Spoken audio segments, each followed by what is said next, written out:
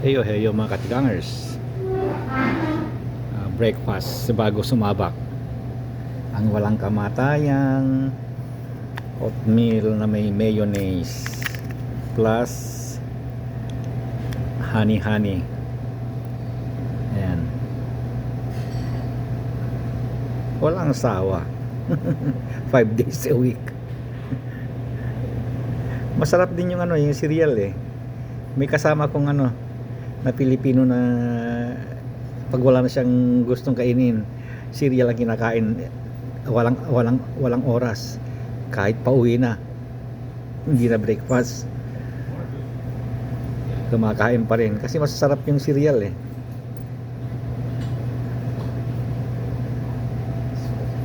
At saka meron akong eto, at saka aking panulak ay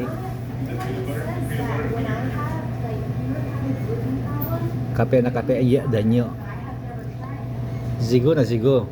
Ramahan tayon.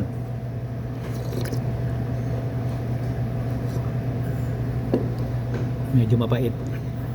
Kulang ang tubig. Okay. Bye bye mga katigs.